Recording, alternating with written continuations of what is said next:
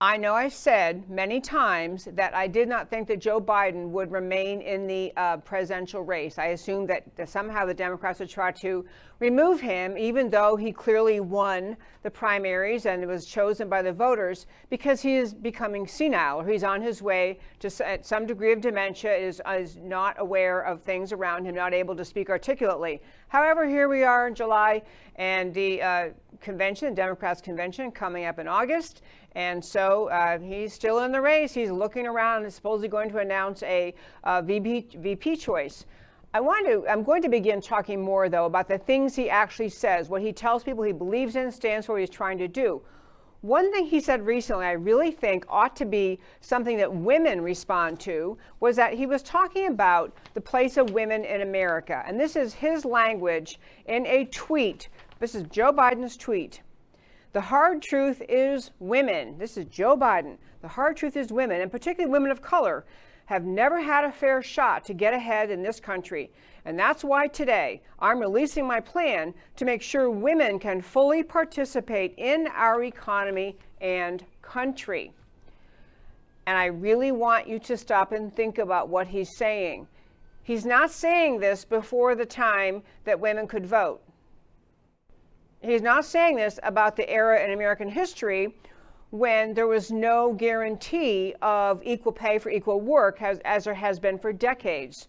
He's not saying it referring to our historical time before Title VII, which guarantees equal treatment in workplace in all sorts of ways, hiring, firing, promotions. He's talking about now, in 2020. He's talking about the time in America when we already have, in many of the high-ranking, most prestigious law schools, a higher percentage of women than men in the graduating classes. The same is true in many highly placed professional careers. More women than men going through grad school. More women than men filling the fields. In fact, I don't have the data in front of me, but I've talked about it recently in various points. There are many fields, highly paid, highly compensated fields, in which women outnumber men. The reason Joe Biden says this is because he is following the playbook the Democrats live by, which is create a victim group, tell them they're victims, tell them that they don't have it right, tell them their fellow Americans are mistreating them, and if you just persist in telling them they're losers, they are victims, they are helpless, they can't possibly function during the day, throughout a day, without get through a whole day without the Democrats' control. Maybe some people will buy into that victim mode and they'll agree to be victims. And so there you have it. What I loved, though, I deplore that attitude among the left. It is what the left does for Black Americans, and we talked about yesterday in the show. We had Ward Connerly speaking up. Ward Connerly, a long-established, very senior Black political pundit who actually wrote something in the Wall Street Journal, ran with, which has said basically there is no systemic racism in America. The entire premise of the Black Lives Matter Antifa movement, of all the protests, and Ward Connerly said that's not true. There's no systemic racism. Attorney General Barr said it in the floor of the House.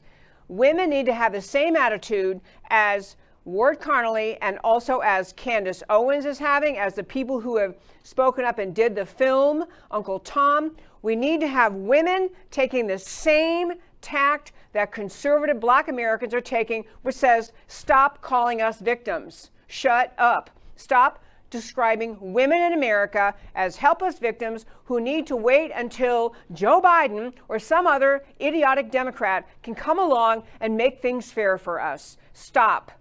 Women in America are achieving and dreaming and succeeding. Women in America are doing great. Women in America are doing better than any other country in the world. We have access to all of the educational opportunity that men do. We have access to careers that men do. We have access to promotions. Now, just as the same way as in the issue of racism. Yes, there are some racists in America. Sure there are. Of all skin colors, there are racists. But this is not a country rife with systemic racism. There's not systemic racism in this country, and the Democrats need to stop saying there is. Same thing with women. We do not live in a country where women are so oppressed we can barely function until we have Joe Biden and the other Democrats ride in on a white horse and save the day for us. We don't need that. We're doing just fine. There were actually great comments. I love a lot of the tweets responding to that idiotic tweet that Joe Biden put out, which they were really clever. I'm going to read a couple of them.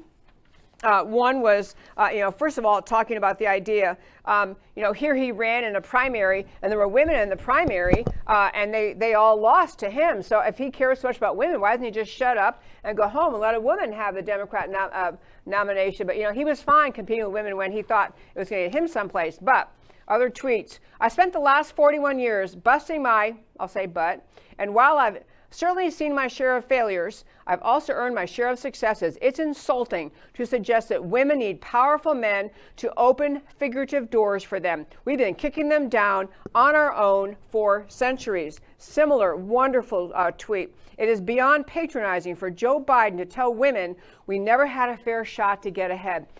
People, ladies, I'm talking to women. Now, this show is for everyone, but I'm talking to women.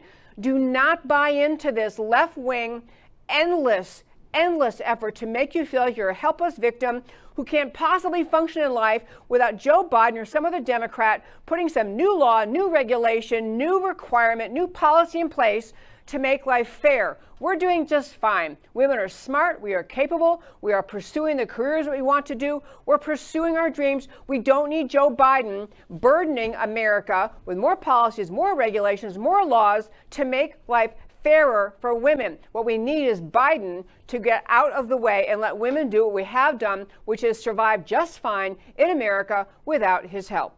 And that, my very fine friends, is today's First Five.